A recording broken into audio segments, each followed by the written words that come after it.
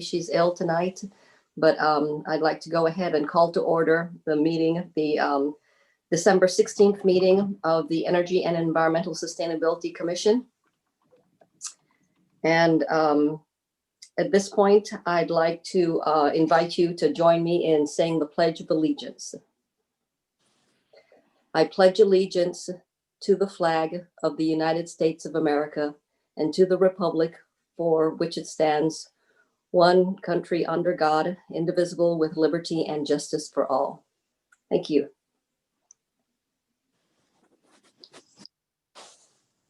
All right. Elaine, would you like to do a roll call for our participants tonight? Yes, I'd be happy to. So please just answer when I call your name. Commissioner Badesha, I do not see. Commissioner Kong? Here. Commissioner Liu? Here. Chair Martinez will not be here today. Commissioner Salian? Yeah. Commissioner Sexton? Here. And Commissioner Shreve? Here. Great. Okay, great. Thank you very much. We have 5 commissioners present, so we have quorum. So we'll go ahead, and at this point, we don't have any alternates attending tonight, it appears like, so I guess we won't be seating any additional commissioners for the meeting. Yeah, we'll keep an eye out, and if Commissioner Lingle, alternate Commissioner Lingle joins late, we'll go ahead and seat him at that point and recognize Great. him when he joins. Thank you, Elaine. Okay, so the next item is to approve the agenda for tonight. So do I hear a motion to approve tonight's agenda that you all received last Friday? I can make the motion to approve the agenda. Thank you, Commissioner Kong. Do I hear a second to that motion? Aye. Thank you, Commissioner Salian. So all those, all those in favor of approving the minutes, the agenda for tonight, when Elaine calls your name, please give her your response. Great. Commissioner Kong? Aye. Commissioner Liu? Aye. Commissioner Salian? Aye. Commissioner Sexton? Aye. And Commissioner Shreve? Aye. Great, Okay. thank you.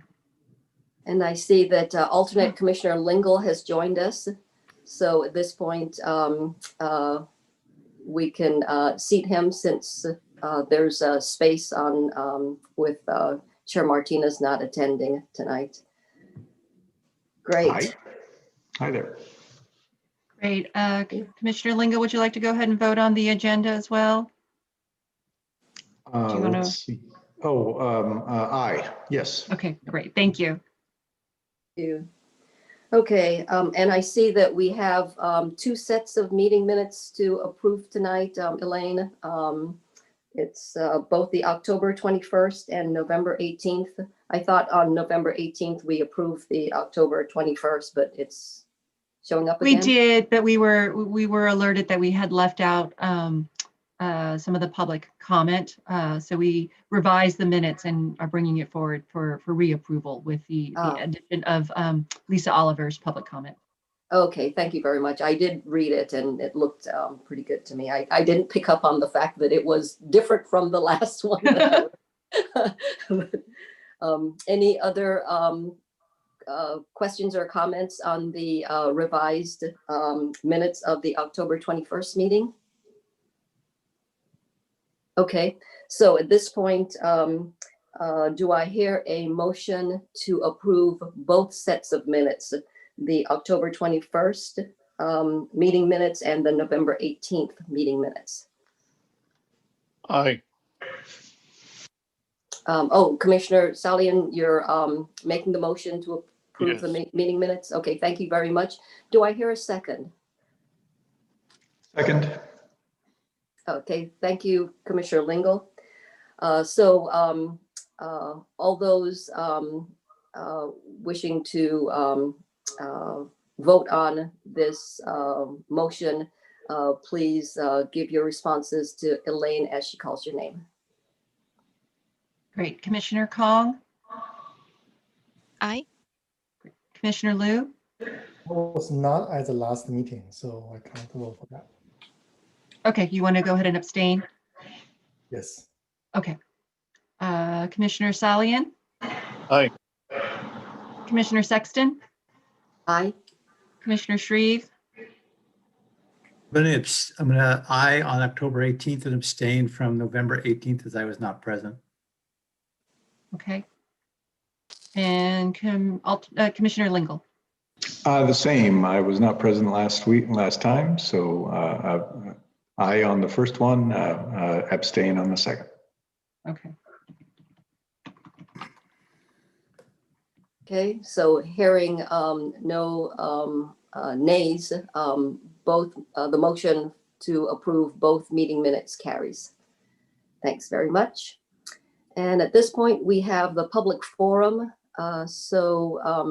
Are there any, Linda, are there any members of the public who wish to speak? I don't see anyone in the attendees list, but I will alert you if I see a hand raised in the attendees list. Okay, thank you very much, Linda. So let's move on to announcements. What announcements do we have?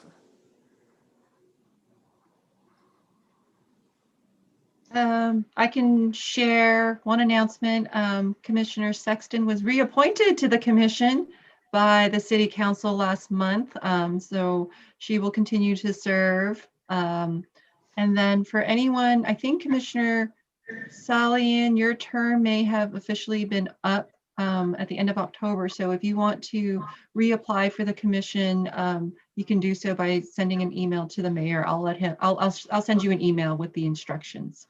Okay. But you're able to continue to serve until there's an appointment or a Okay. reappointment. Okay. All right. Thank you. Elaine, I have a question regarding the new liaison to the city council. Has one been established yet?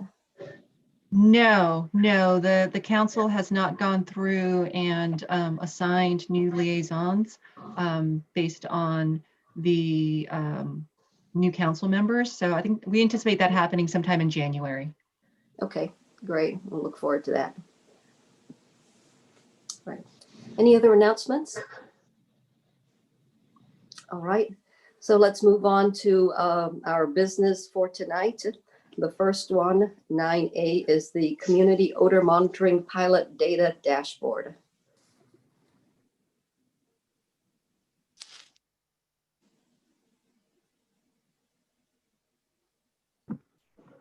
All right. Commissioners, thank you for your time to go over our community odor monitoring dashboard. I think you'll remember when I came in and spoke to you earlier in the year, showing you the equipment that we're using to assess odors and the impact to our community. So I want to give you an update and show you some pretty exciting stuff we're able to do with this data and what we can display and allow the public to see. If you could go to the next slide. Just kind of a reminder of the background and the goals and objectives. We're out there to obtain objective odor, data on odor conditions in the community, which has been a long time issue. And part of these original goals was to share this data with stakeholders, which is where this dashboard comes in, to be able to share with stakeholders, community members. We've already been sharing with regulators and working closely with the Bay Area Air Quality Management District, who are also doing their South Bay odor attribution study at the sources, which is a very in-depth look at the odor sources in our area. we're both working with the same consultant, Jacobs Engineering, who have a lot of experience in the odor realm and how this can affect communities and how to measure it, and then how to improve conditions. Next slide, please. So just kind of a reminder of what we do when we go out there. Each time we go to the field, we have our crew, which started as me and Linda, and then since I've been on a paternity leave, Alan, Ha, and Linda have gone out. They're basically going in our public works car, taking the equipment that that I brought to your commission, your committee, and taking the weather station, and they drive to different set points throughout the city to kind of get a look at the odor conditions on that day. And at that time, when they get out of the car, they assess the odor in that area, and then we record the data, they move to the next position. So it's not all at once, it's not a snapshot of the whole city, but it's also not like a continuous monitoring over multiple hours or multiple days. It's just one day a week. We're trying to switch up the days of the week we go out and times of the day. So first, when the crew gets there, we do our weather observation. It's sunny, the temperature can play a factor. Obviously, the wind plays the biggest factor on the weather observation. So we're looking at the wind direction and the speed as well, because that is what's going to push the odors over the city, and then either maybe it dies down and the odor stays and just sits in one spot, or maybe it's strong enough to blow it along. So on the next slide, I have the other things that we collect. So once we get weather, we're talking about, is there odor, yes or no? If the crew detects odor, we're looking at, well, what does that odor smell like? And Commissioner Sexton got a chance to come out with us and kind of go through this process. We got trained by Jacobs to help identify the odors. We use this odor wheel that you see on your screen to identify as sewage, garbage, swampy, rancid, putrid, which all kind of ties back and helps our consultant determine what kind of compounds we might be able to test for that might relate to these odors that we're smelling. We're just using our noses, and we're using the Centroid equipment that you see like on our face in this picture, and this fellow here from the website. And we're able to dial in this dilution to threshold number, which is a standard measurement of odor, and basically tells you at what strength are you going to start to smell the odor. And a dilution at threshold number that's very high is really bad odor, but a dilution at threshold number that's really low, down 1 to 5 area, that isn't really that bad. We'd call it very weak or weak. And so we're recording these numbers off this device to help get an idea and a picture. We're also recording how unpleasant, revolting, nauseating the odor is as well. Great. On to the next slide, please. So we take all that data and we can enter it in the field into our tablets. And once we get back to the office, it syncs right up with our GIS. And the staff in IT has been really helpful. Ron Long over there that works on the GIS system has helped us out so much, and we're able to put together this online story map that shows our data over time, the different days we go out, and then gives a visual and also allows us to give more information to the public. So if there's not kind of any questions at this point on the data collection, I'd like to show you guys this dashboard. If I'm able to share my screen. Okay. Let's see. And while you're doing that, Matt, I do want to make a quick comment that I really appreciated going out with you and Linda to learn about how the odor monitoring process was.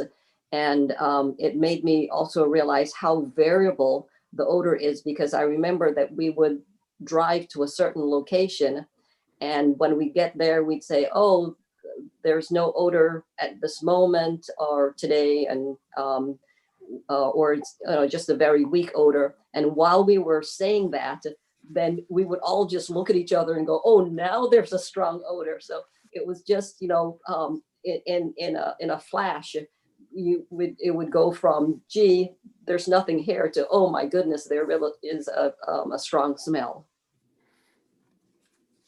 Yeah, thanks, Commissioner Sexton. That's so true. And our noses are so sensitive. They're a lot of times more sensitive than some of the electronic monitoring equipment that's out there. And the odor can come and go. And sometimes the worst odor days are maybe when the wind is gusty, when it blows and then stops. And your nose kind of notices the difference, the sudden appearance of the odor, more than if it's a constant odor. Your nose starts to get desensitized. So when we're collecting our data, we try to do so very quickly before our noses become desensitized. So the dashboard page that we have here, you might have seen others like it. There's this kind of landing zone here where we're trying to give people a little background that this is a pilot odor monitoring program, that we're gathering the characteristics of the odor and frequency. And then the user can scroll down, and I provided the background kind of that I gave on my first slide here on the PowerPoint. And then we're showing here odor strength maps and odor character description maps. So we're kind of trying to show that, we're here, we're measuring the strength, but we're also characterizing it. And, we're trying to objectively record what a lot of residents are already reporting. There's some background information. You could click on this link if you wanted to go in depth about how do you measure odor. As the strong odor comes toward you, there's this detection threshold where you start to smell it as you move into that zone. Someone wanted to go in depth, there's a presentation. And we were out from November to March before the COVID-19 shelter in place. And we gathered the data here. Now this is an odor strength map. This is using the heat map function. And as you can see, the user can interact with it. They can move forward in time. And even though there's like a full week showing here, we only went out one day that week. This is the best way we can show to display that information. We're going to be doing a little work on the legend to try to get it, clear what exactly low to high is. Some other feedback we've gotten, we have our ArcGIS team looking at that, what our options are. We have some notes. So it's a relative odor strength at each site, and it's not really the area impacted by odor. It's really just focused on the one station, the dot.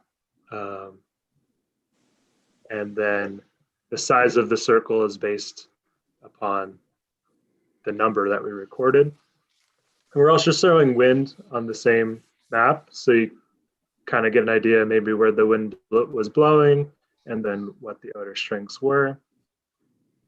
And then, like I said, we have the range of odor units here, but I'm going to try to get that up into this legend to make it a little more user-friendly.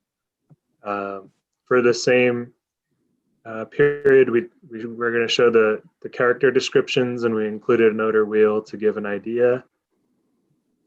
And as you scroll down, you can see those descriptions. If you wanted to zoom in on a certain area, you can click on that location and see the other information we recorded about the wind exactly, what the weather conditions were. that same odor character is displayed right here. Then we had our shelter at home. And then these maps show the rest of the time from July to present. Again, odor strength, just like the top map.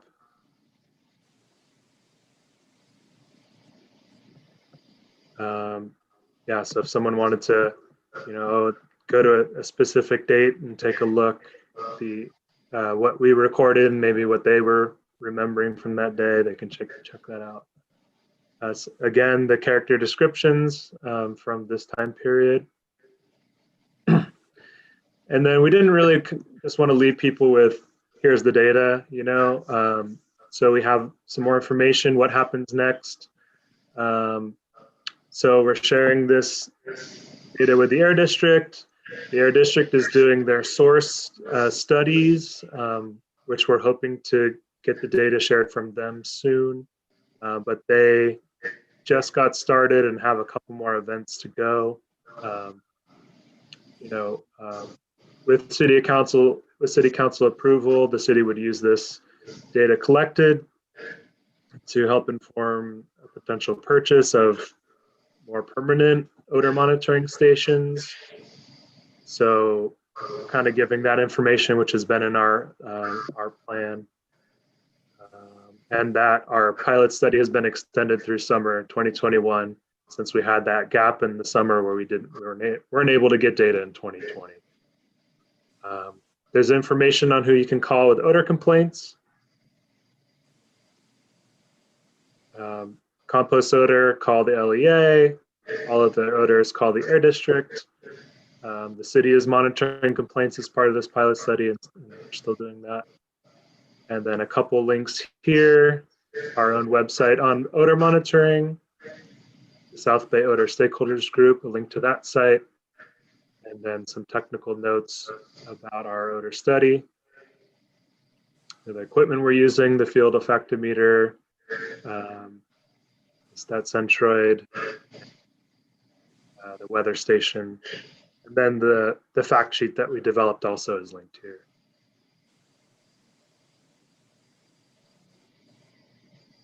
So this is the dashboard that we're hoping to go public with in the next month or so.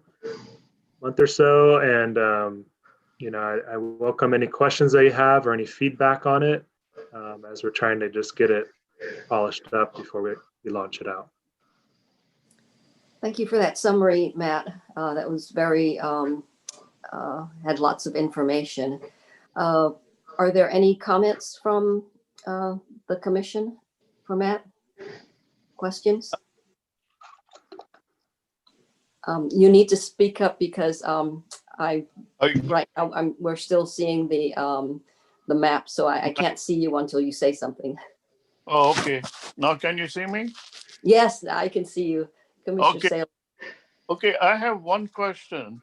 We keep on monitoring this odor, but why aren't we getting something to get this all this garbage and everything to get rid of it? I mean, we've been monitoring this for a very, very long time, and we've been calling up the phone number they have put up to, whenever there is an order, but we aren't doing anything to get rid of all this garbage. I mean, I do not know if this is a garbage from the dump order or what is this odor coming from, the source of it.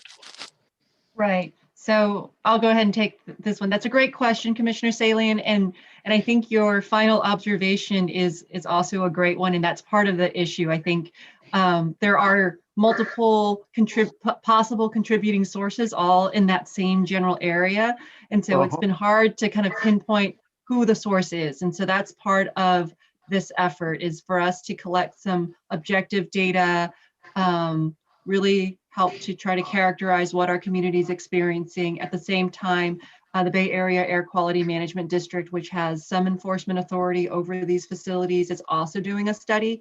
And so we hope that between the two studies and this collaboration and sharing of data, we can actually move forward and have some actions happen that can reduce this over time. So we're trying to figure out exactly kind of what the source is, and then hopefully work with the regulators to have some actions taken to reduce it at the source. Thank you, Elaine. I've got a couple of questions. Yes, Yep. Commissioner Lingle?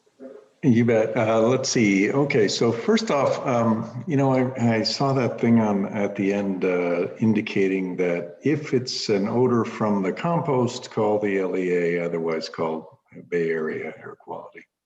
How do you tell the difference between compost smell and other, like the dump? I've always been asked that question every time I call the Bay Area air quality, and I cannot actually indicate that. Is there any guidance that we can give our community to tell the difference? Yeah, that's a good question. So I might refer to the odor wheel on that.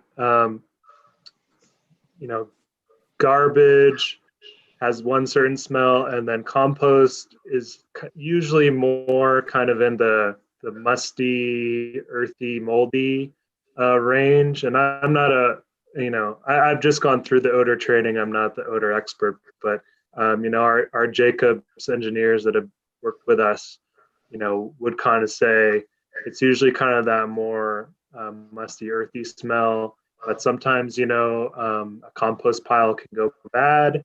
You might be getting more of, you know, rotten vegetables or things like that. But that is kind of a tough distinction. Yeah, if there's anything we can do to give that kind of guidance, either that or don't try to make the distinction between calling LEA or the Bay Area air quality.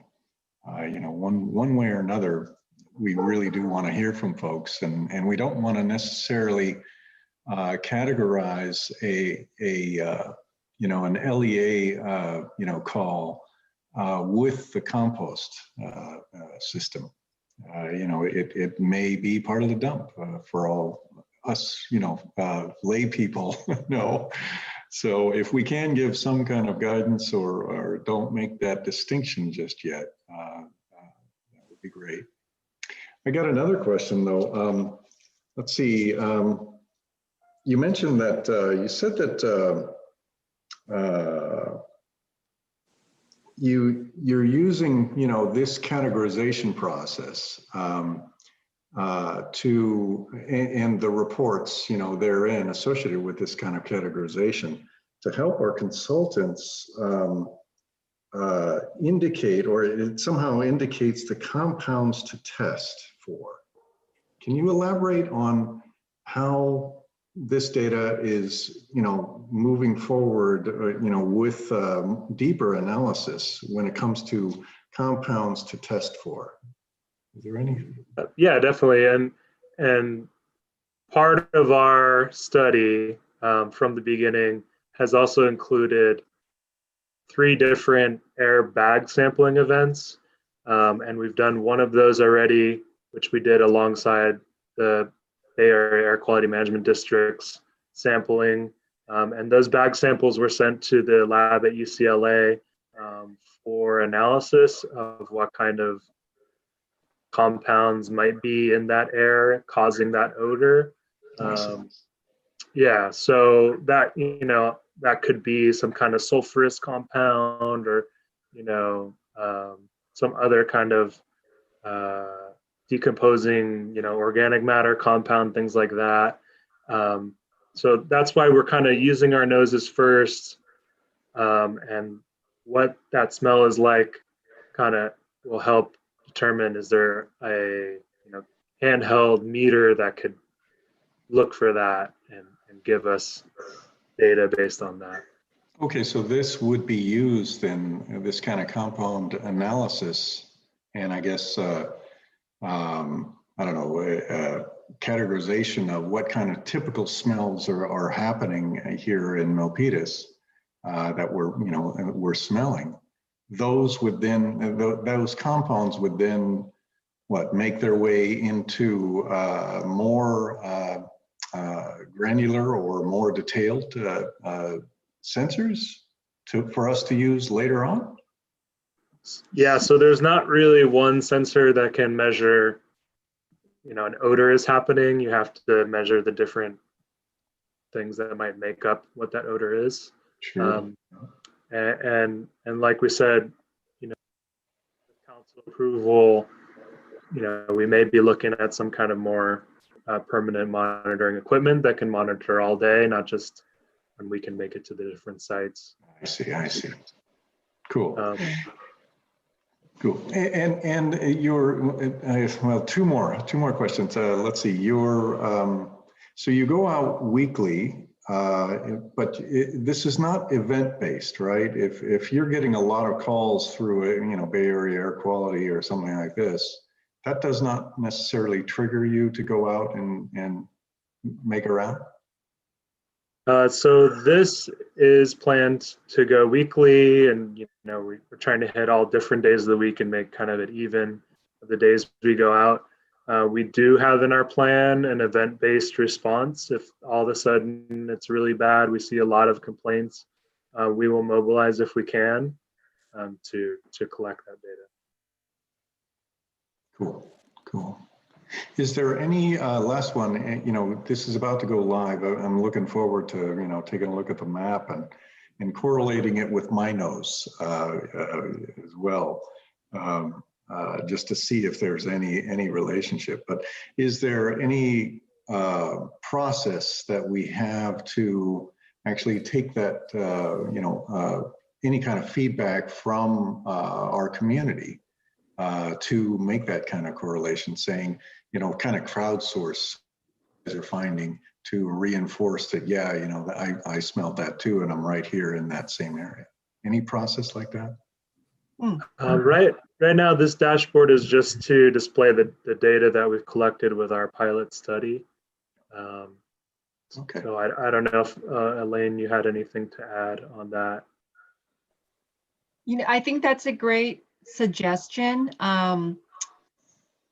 Yeah, we'll take that back and see what we can do with it, Commissioner Lingle. I think we could look at the data and compare it to any complaints we've gotten. I think part of this whole dashboard, and including, you know, the data we're collecting, information on the odor wheel, is so that we can help educate our community members. So if they're calling in, you know, they can also use this odor wheel so that they're more specific about what they're experiencing. So I think there might be some opportunities to crowdsource that information going forward. I think it's very interesting. Thank you. And I do want to add, I think the heat maps and the way we were showing this data temporarily was in response to one of your earlier suggestions, kind of the first time we were presenting to the commission. So we do welcome, you know, any and all feedback. We also did provide this presentation to the Science, Technology, and Innovation Commission, and they provided some good feedback as well. So. Thank you, Elaine. Thank you. Are there any other questions or comments? Well, I've got two. So the first one is a continuation of Commissioner Lingle's comment about what, you know, how does someone determine whether they should call the LEA or BOCMED? And my question is, if someone doesn't know whether it's a compost smell or not, but they only want to make one phone call, what number should they be calling?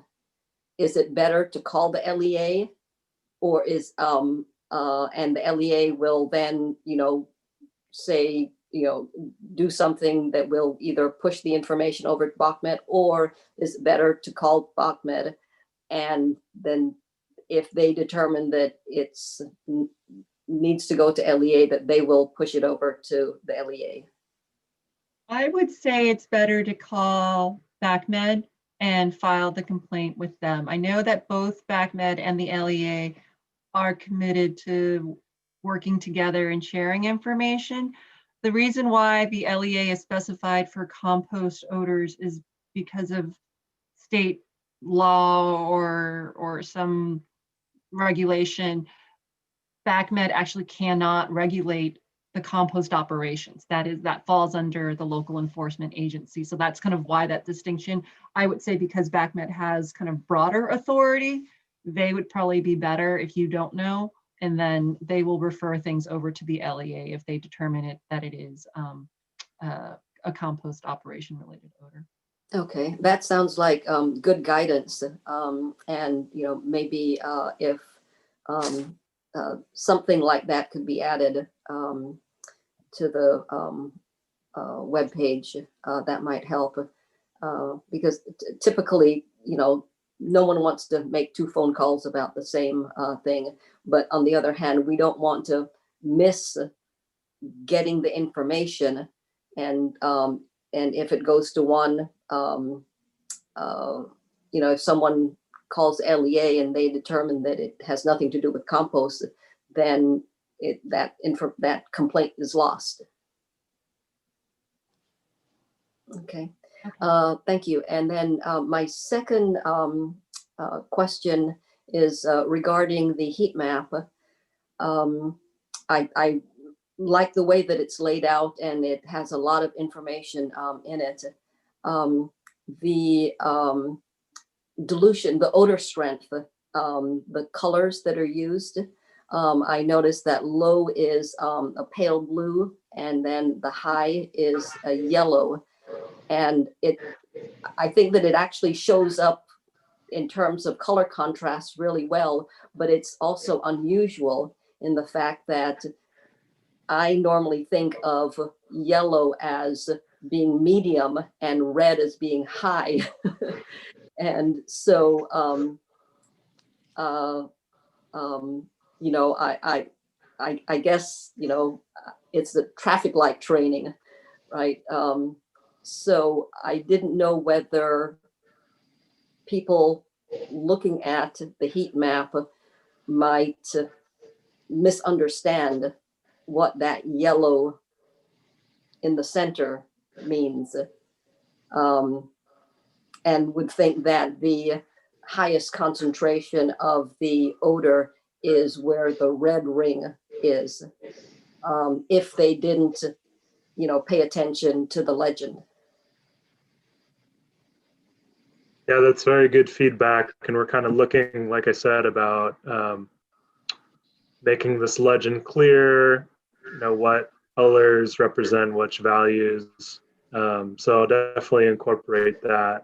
And I think it is tough with a project like this that does have a lot of information on how to combat someone kind of not really reading through what we're showing and jumping to their own conclusions. So we're trying to be as clear as possible. So thank you. Okay, thanks. Those were my 2 comments. So are there any additional comments before we move on? And thank you very much, Matt. Appreciate your summary. I do have some comments. Yeah, Commissioner Khan has her hand raised. Oh, okay. Thank you. I'm thank sorry, you. I'm unable to see that since we're showing the map. So my apologies, Commissioner Khan. Oh, no problem. I don't mind me waiting.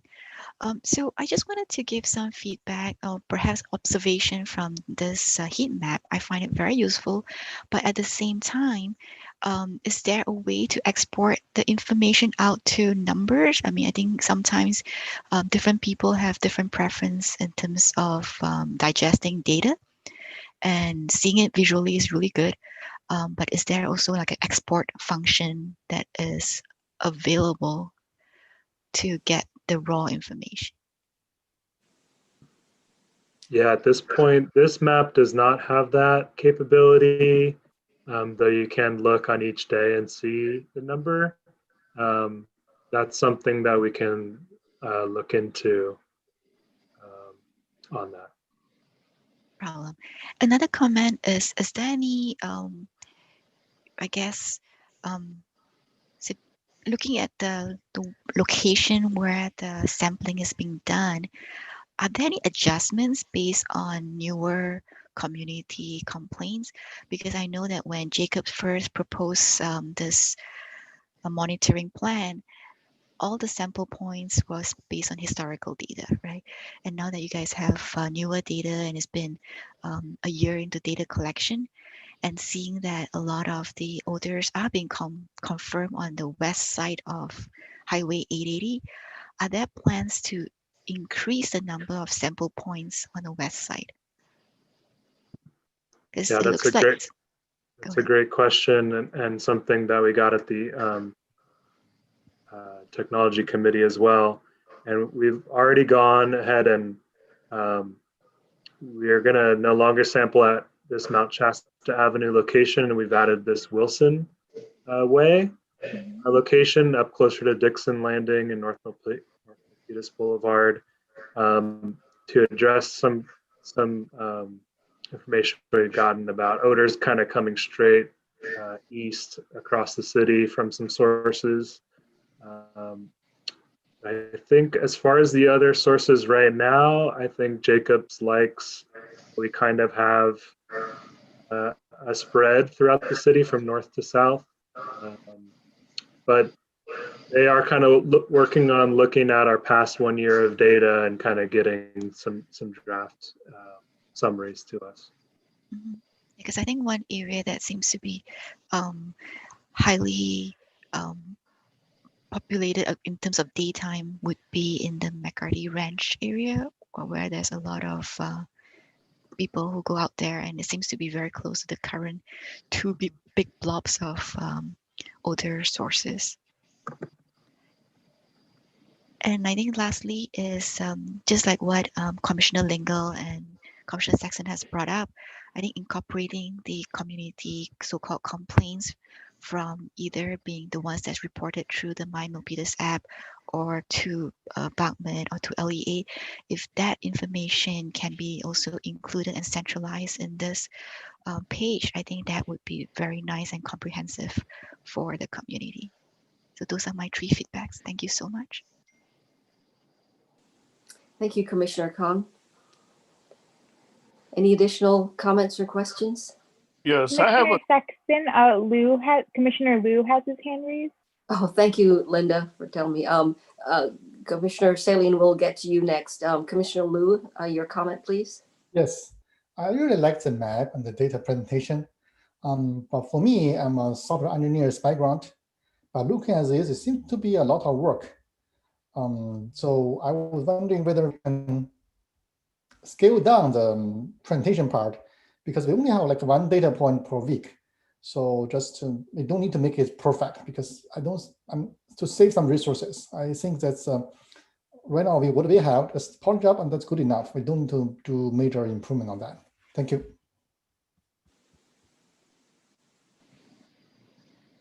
Thank you, Commissioner Liu. Commissioner Salian, you have a comment? Yes, I have a question though. I was just wondering if Jacobs engineers are interested in waste to energy a concept. I'm sorry, could you explain that? I mean, see, all this smell and everything is coming from this dump. Okay, if there is a chance where we can clean up the dump and turn it into an energy, will they be interested into such a project? Elaine? We can, so just to clarify, Commissioner Salian, there's multiple potential sources of the odor. There's the dump, the Newbie Island landfill, right? Part of their operation is not just the landfill, but there's a material recycling facility where they process recyclables and sort it.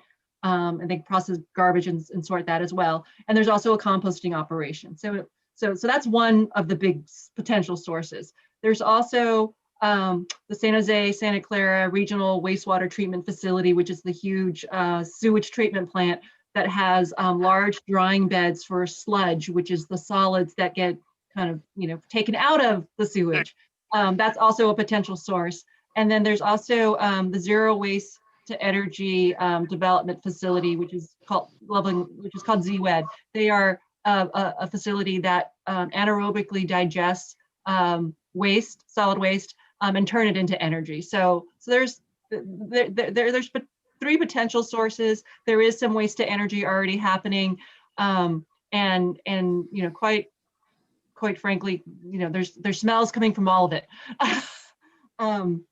And we don't really want to prescribe a change in the technology. What we can do is work with BACMed on how to enforce existing regulations to require treatment for the smells or changes to operations to minimize the odors that are emanating. Yeah, because about 10 years ago, I had suggested to then Mayor Jose, and we had gone to the dump area in Dixon Landing. We saw everything, and then at that point of time, said the funding is not there. So I was wondering if the funding is available, then I, not myself, but I'm in contact with people who have a technology of taking care of all this garbage and dump and everything and turning into a good energy source, which is been done in India by these people. And it is also done in 2 other countries, though. So I was just wondering, keep on complaining about this smell and everything coming up. So why not go to the source of it? Thank you for your comment, Commissioner Salian. I just have a couple of comments to add to that. I think what you're talking about is incineration to generate energy. And I personally am not a big fan of that technology because it does create a lot of pollution and excuse me, with this technology, it burns at such a high degree of temperature, it does not create any kind of pollution at all.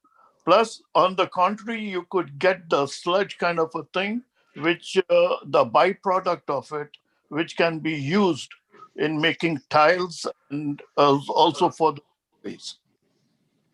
I mean, well, okay, I'll do one. I will send you the whole information about this, and you guys can read it and just see how it is, if it is. How's that? that sounds great. Thank you. Great. I'm really glad to hear that there have been some advances in these garbage incineration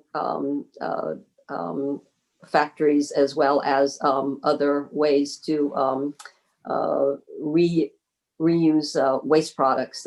I think that it's City of Milpitas probably can't affect anything in those areas, but if the people or the organizations that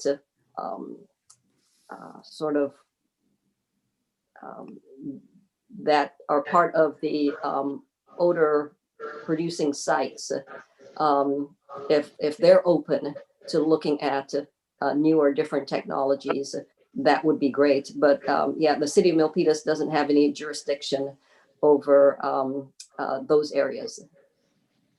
Yeah, because like I said last time when I showed them the whole thing, the only drawback was the fund. Mhm. That Yes. was drawback. Sounds like a big drawback. Yeah. But you know, hopefully there's always new technology that's being introduced, and you know, keep our fingers crossed that the way that those organizations change and incorporate new technologies will be to our benefit in terms of cleaner air for us. That's true. Yes. So a couple. Oh, Yeah, sorry, I was just going to say that Commissioner Liu has his hand raised. Okay, thank you. Commissioner Liu, and then we'll get to Commissioner Lingle. Thank you.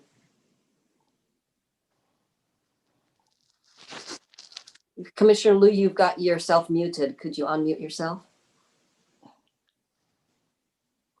Oh, I don't have any more questions. Sorry. Oh, I'm sorry, you don't have a question. All right, no problem. Commissioner Lingle then.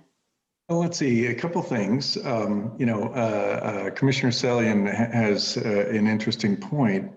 Again, while we don't have any jurisdiction, they're associated with newbie and these other sources, we could become, a host of innovation on this topic, though, because right next door to us is a free supply of garbage.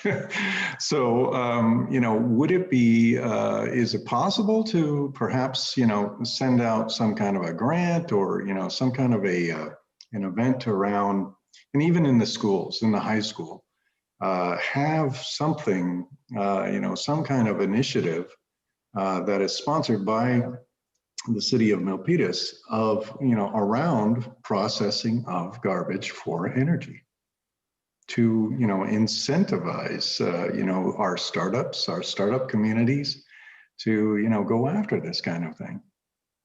I think there is some kind of an opportunity there. We're right next door. So something to think about. Yes, that's, I would certainly encourage that. I would also like to see the encouragement of not creating garbage and waste. That would be sort of the ideal situation. Indeed. And certainly, the large percentage of what goes, what's being created and causing us these negative effects, both in, landfill and all, our waste products, the volumes are just so large. And we could do a lot about reducing the volume of waste that we produce. Absolutely. And again, just home composting is a great way to do that. So yes, that's another path. But even making, innovation around making home composting easier, because boy, I can tell you, it's hard. It's a learning process, and I would really like to see community composting also, because so many people live in, apartments or smaller dwellings that they don't have the space to do composting there. Of course, there are many, many, many different ways of composting. So even someone in an apartment can process their own food waste in a small footprint. But community composting is also a good way to involve, whether it's an apartment complex or a condominium HOA or something like that, to be able to process and reuse, and the nutrient value of food waste is really high. So to be able to convert that into useful inputs and amendments to our soil, it's would be very useful.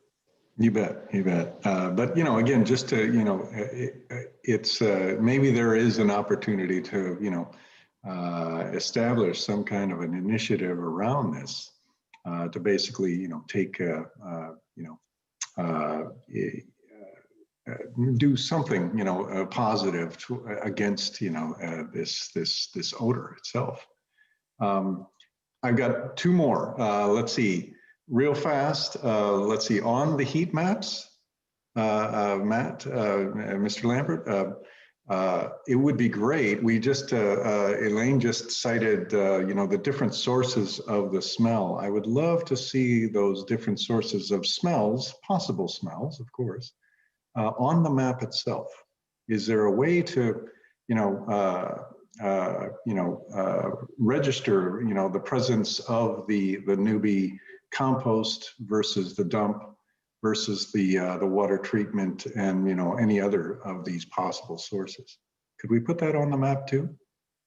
Yeah, what we are doing with our study and is included on the map is monitoring, odor monitoring we do at the fence line of those sources. So we do go to the fence line of Newbie on McCarthy there, and we have that data, which is included on the map. We do the same thing on the right outside of our main lift station, Z-Wed, and at downwind of the sewage treatment plant. Last one, there was a couple, or not last one, two more. Let's see, there was a couple of acronyms there, or I don't remember what the acronyms were, but if you can perhaps, spell those out as a legend so that folks know, what you mean by those acronyms. I forgot it might be the wastewater treatment is WWT. That may have been, if you can, spell that out on the map, that would be also, good to see. My last comment here, just going back to Commissioner Sadian's original, it would be great to have associated with this pilot and, the background, a master plan of what Milpitas will do with this data. In the past, we've, attempted, lawsuits and things like this to try and, get this to stop. But it's not clear, what the point will be here. Can we make this a little more clear of, where this is going to go and what our master plan is associated with this odor tracking? How will this help? But let's figure out how to, convey that out there on that website as well. And Commissioners, I'd like to just add a couple of points to I think pick up on what Matt mentioned about the map. So really what we have there are two different studies going at the same time. We try to make sure we get folks to see that. We've got the BACMed study, and really they are the muscle. They do have the authority that it would take to actually identify and point the actual finger at the polluters or the odor sources. And then you have what we're doing on our side, which is a complementary to what the BACMed folks are doing. And we're just capturing what the experience is. We're trying to define what the Milpitas experience is, and at the same time, let BACMed do their study of defining the source. And in the end, those two should tie together. So we should be able to look at a source on, say, area A and say, this characteristic is coming from area A. Oh, wait a minute, over here in Milpitas, we are matching up with this characteristics. That must be the source.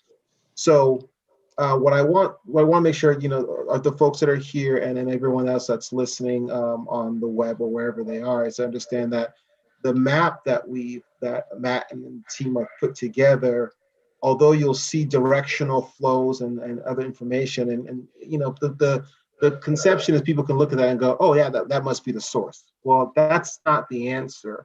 And we just won't have that answer here with our study, because that's not what we set out to do. We set out to define what the Milpitas experience is, so that when BACMed does their study of pointing the finger at the actual source, we can then do a link between the two. So I hope that one kind of distinguishes between the two studies, but two goes to answer your question about what's the master plan and what do we plan on doing next. So what we plan on doing next is being able to bring the two studies together, and hopefully they'll talk together very well, which I know they will, because we both are using the same consultant to do this work. Got it. Thank you. Yeah, good. Thank you for that explanation, Tony. Okay, any other comments on this topic, this agenda item? Okay, seeing that there's none more, thank you very much, Matt, appreciate it. Let's move on to our second business item, which is planning for Earth Day 2021. And we started our planning for Earth Day 2020 and had to put it on hold. So now it's time to look forward to the new year. And Elaine, would you like to lead that discussion? Sure. And you're right. We were on a roll in early 2020, starting to plan out an exciting resource fair for Earth Day 2020, and then the shutdown came down on us pretty hard and pretty fast in late February, leading to the actual stay-at-home orders and shelter-in-place orders that came out on March 13th. It's funny, I was joking with my kids who have now been doing distance learning for 10 months and remembering, oh, we only thought it was going to be 3 weeks. We thought the March shutdown would happen and we'd be back in school by April or May at the latest, and here we still are. They will likely not see school this year. So, you know, there is hope. You know, the vaccines are hitting the county this week, and unfortunately, I don't know that we will be in a state where we may be able to do an in-person event come April 2020. I think, you know, I think it's wise to plan for something virtual, and maybe we can pivot to something smaller in person if we can. But I would encourage the commissioners to really think about something virtual for 2021. So given that, I think we had talked, or the commission has talked in the past about either doing a subcommittee or extending the commission meetings to start earlier, so that there could be some planning discussions that coincide with the actual commission meeting dates, but before the actual commission meeting, so that because we also have a lot of good work to be done by the commission as well, in addition to Earth Day planning. So I just wanted to open up the floor for you all to discuss what makes sense with your schedules and your interests, and what you would like to see from an Earth Day event in 2021. Thank you, Elaine. Any comments, commissioners? Well, I definitely think that planning for a virtual Earth Day event would make sense. And sorry, if you have your hand raised, I'm not seeing it. So I think Linda can see it and let me know. Commissioner Liu just raised their hand, Commissioner. Okay, thank you. Thank you very much. Commissioner Liu. Could you unmute yourself, please? Sorry. The Earth Day 2021 is on April 22nd. I don't think by that time everything will be back to normal yet. And also during the staying home, people are traveling less, they are driving less. So I think we should just skip the event this year. Plan for next year. I'm sorry, plan for? Plan for 2022. When we plan next year for 2022. Well, because certainly in 2022, we really hope for an in-person event. So what we usually do for the Earth Day is to encourage people to drive less, like say back to work or walk to school, or we go to pick up the garbages in the park and the creek, whatever. But we can't do any of this safely this year in 2021. Right. So I'm proposing but we can make it into an educational and fun online event. Event, very few people will attend. So I'm proposing to skip it this year. Okay, that's your proposal. Elaine, do you have any statistics on city events that have been offered online in these past few months, and what the attendance has been? Sure, we posted quite a few online sustainable landscaping forums, as well as there was an energy efficiency workshop held by the county last month. I think we're seeing anywhere between 20 to 60 online participants in those forums. I think we may have had one that exceeded that. Linda, you can correct me if I'm wrong. I don't remember what the highest participation was, but we're getting a steady participation in our online events. Okay. And do we have any statistics for the parks and recreation events? because normally Earth Day, we try to include youth and kids. And normally that sort of increases the participation quite a bit. Yeah, I don't know what recreation's been experiencing, but we can ask and get some of that data for you and share that with the commission. Okay, but it sounds like, the attendance may be worthwhile, but we should, definitely take a look at it. I mean, I would like to suggest, if, at minimum, just having a web page with lots of Earth Day information and links to things that people can do for Earth Day, as well as perhaps join, either signing up, or I don't know, what's done to participate, but the International Earth Day organization, I believe their URL is earthday.org.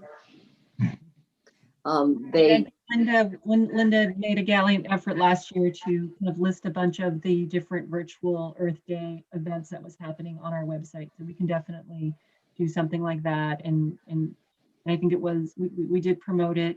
But again, it was a pretty quick pivot on our end. So I think we could have done a better job.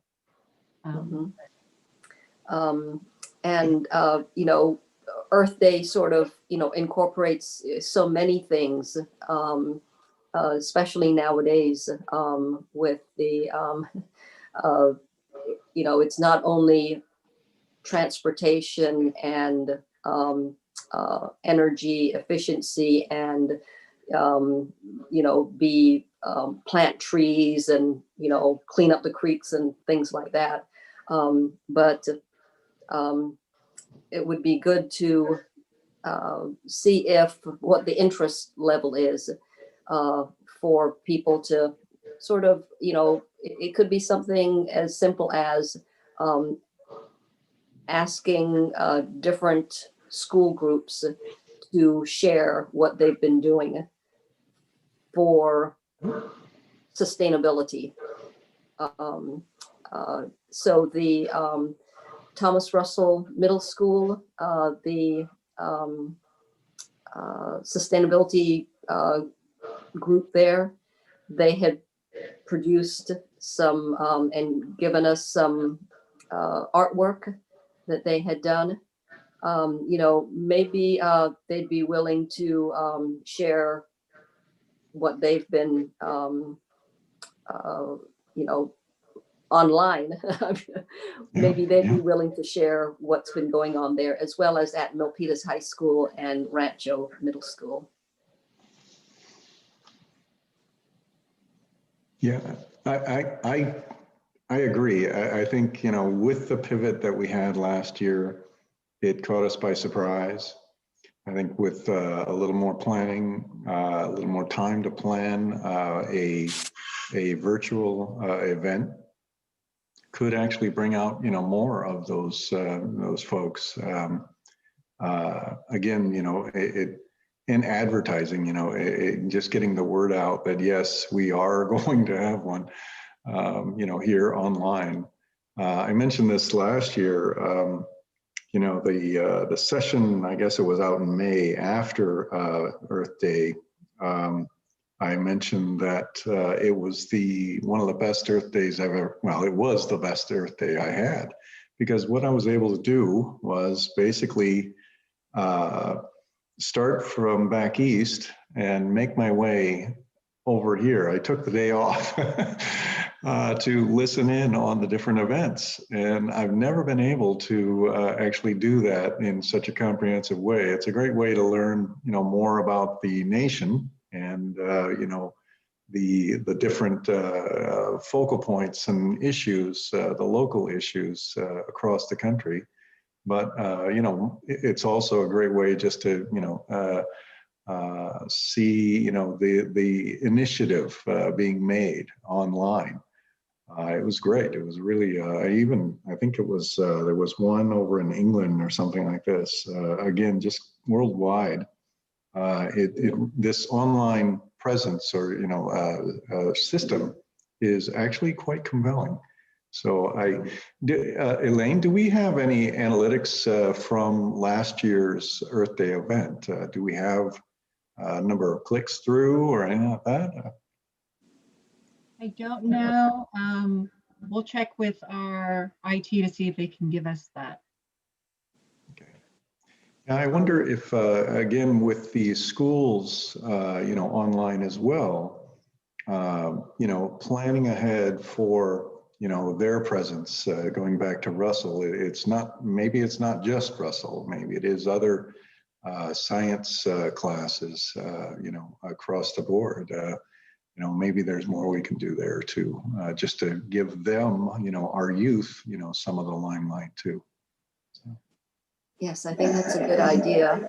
And maybe the webpage for Milpitas Earth Day could include some links to some international Earth Day activities, so that since Milpitas is such a great representation of many different countries and cultures, that there might be some recommendations from our residents to include in, they might know of, say, Commissioner Salian, some Earth Day event that is planned for in India that might be of interest to folks in Milpitas, to be able to, go to the city's webpage for Earth Day and see, be able to join in or watch the Earth Day celebration in India at the appropriate time and things like that. I think that would be really good. Also, I'm sure that there will be lots of other organizations in the Bay Area that are doing online activities for Earth Day. And, the great thing about having a virtual events going on is that, anyone can join in. So by listing all of the different webinars and celebrations that's going on throughout the Bay Area, then we're giving people more opportunities to sort of join in on something that may be a particular topic that they're really interested in, whether it's, electric vehicles or planting trees or sequestering carbon or whatever. There probably are going to be lots of those things going on throughout the month of April that folks can easily participate in. I want to also chime in that, with the shelter in place and COVID not going away anytime soon, we actually have captured audience, people who have no place to go, who are looking for activities. And to skip a year, I'm against it. I think we should still try to plan for a virtual event, because there are many ways to make it exciting. And again, let's look at it from a positive light, that we can put something together.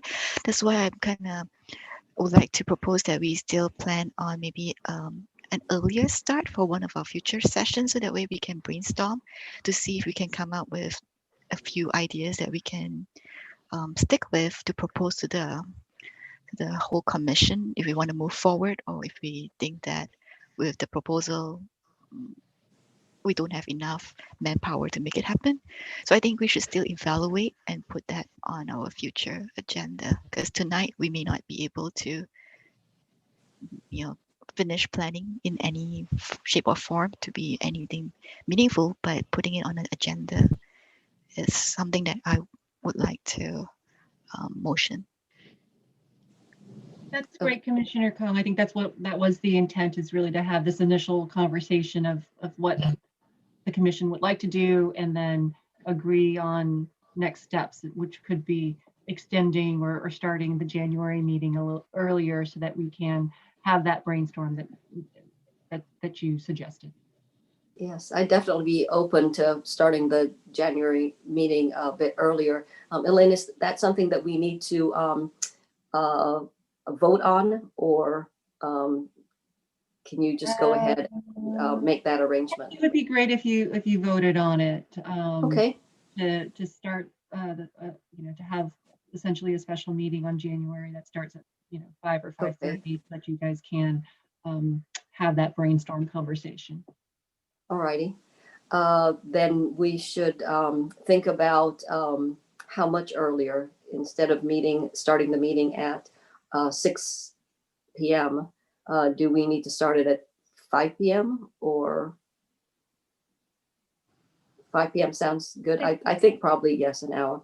Okay, so do I hear a motion to change the start time of the January commission meeting to 5 p.m.?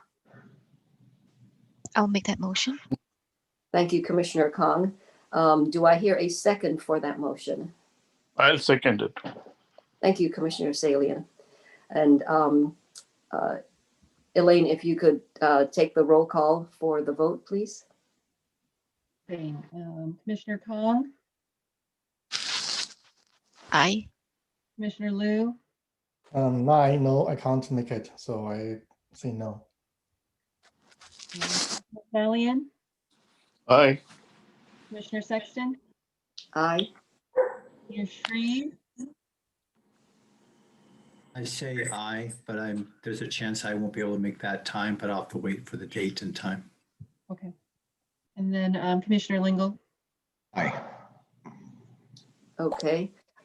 So the ayes have it, and the motion carries that the January meeting will start 1 hour earlier at 5 p.m. And Commissioner Liu, I'm sorry that you're not able to make it to that. If you would like to send any comments ahead of time, please feel free to do that, and we will share that with the rest of the commissioners. Sure, thank you. Thank you. Okay, any other discussion on this particular item? Okay. Let's see, I have one more on this. I missed last month's session on the climate action initiative. Is there, are they planning any kind of, I know I was looking at the deck, earlier, they're, aiming to do community outreach. Is there any plans, do they have any plans specifically for Earth Day? So that's a great question. We have altered the community outreach and the workshops and moved them to April and May. So there could be some good alignment there. Yes, well, I'll take that back and explore that with the consultants. Great, thank you. Yes, I think that would be a great intersection of two of our important things that we're doing. So I think that would be great. And also, this might be a little early, but I would like to plant the seed ahead of our January meeting, is that if the commissioners would like to think about maybe making a short video of yourself doing something on the topic of an Earth Day thing, like whether it's planting a shrub or planting seeds in your backyard. I can do a quick video of sort of me feeding my worm bin for worm composting, or harvesting my compost bin.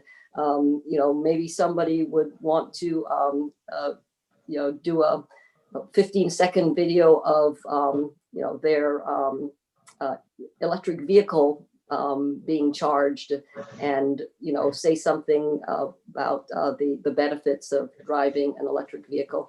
Just make it very personal, that we can sort of like show, and just having a few seconds to be able to say that, here are easy things that we're doing and we encourage other people to do it.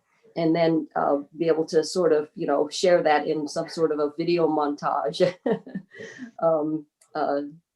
to the rest of our Milpitas residents. That might be a fun way of getting people interested. Can we include the staff too? Because I know they are going to be able to produce really good videos. Yes, I think that would be great. I know Linda does a lot with succulents, and I think that's a really great gardening thing. And so, yes, anyone who wants to contribute, that would be great. Okay. Commissioner Sexton, I did have one question on the EV side. I know last year the commission really wanted to do the show and tell on the EVs, and as Elaine mentioned, with the in-person not happening, but I did see that Actera kind of held a ask me about my EV online event, and I was wondering how that went, and if that's something that we'd want to partner with them in the future. Yes, thanks for bringing that up, Linda. Yes, Actera continues to have various EV events online. In fact, they have one coming up in January on the economics and the financing of buying an electric vehicle, because some people will think that it's more expensive than a gas-powered vehicle and things like that. So over the years, they've really developed a lot of information about the different ways of making the purchase of an electric vehicle to be reachable to regular folks. And so what I was considering was that for April, I'm sure that there will be something that Actera is doing EV related, and to be able to let people know that they can participate in that event, but also it may be possible to have a tighter integration of doing something with electric vehicles on that. And I want to say that Actera is not the only organization that promotes electric vehicles. So depending on the date and time that, if we go ahead and have an online event for the city of Milpitas, then I certainly want to look for an organization that has in-depth information about electric vehicles to hopefully participate in that. So thank you. Okay. Great conversation, and we will be picking this up again in January. All righty. On our agenda, I think that Commissioner completes. Liu has his hand raised. Sorry. Oh, thank you very much, Linda. Commissioner Liu, your comment, please. Sure. So for my experience, so actually I signed up for install the solar roof, Tesla solar roof, but it has been stuck there for last few months. So I talked to Tesla, and they said that Milpitas, the building department, permitting department, they have been more strict. They have more requirement for having the solar roof stuff. So their designer need to go back to redesign, blah blah blah. The whole thing is my process get stuck there. I already installed them heating pump, but I don't have the solar roof yet, so I can't really use the heat pump stuff. So the one thing, since we are doing for the Earth Day, can these other Milpitas cities see what process they can provide, what service they can provide to make it easier for residents to either to install the solar panels or solar roofs or electric car chargers? What can they do to make the resident life easier to achieve that purpose? Thank you. Okay, thank you very much, Commissioner Liu, for sharing that piece of information. I had no idea that the permitting process for solar panels and solar roofs were a bit more complicated than other cities. So that's good feedback. And it would be good to be able to share some information on you know, how to encourage folks to make these changes and upgrades and have the city be able to have a process that supports that.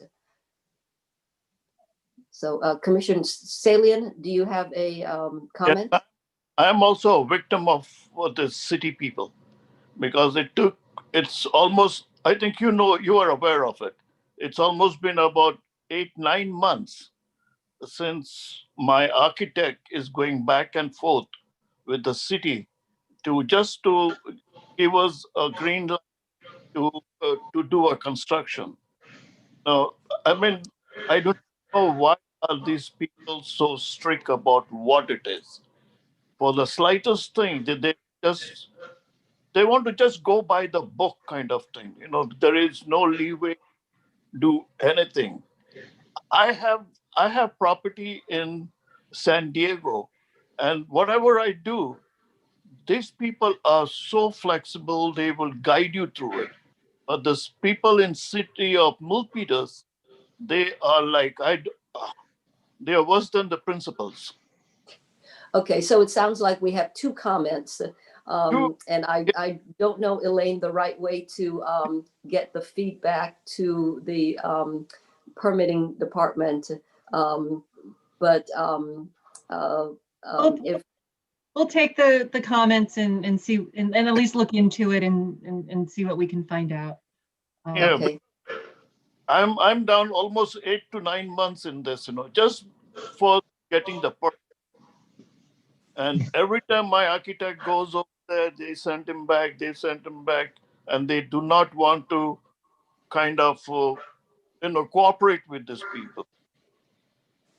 okay. Well, hopefully that'll be some good feedback to that particular department, which I No. believe is not in the Public Works department. No, sorry. Yes, hopefully we'll get some good results out of it. But yes, I feel for you to have the permitting process so complicated and drawn out.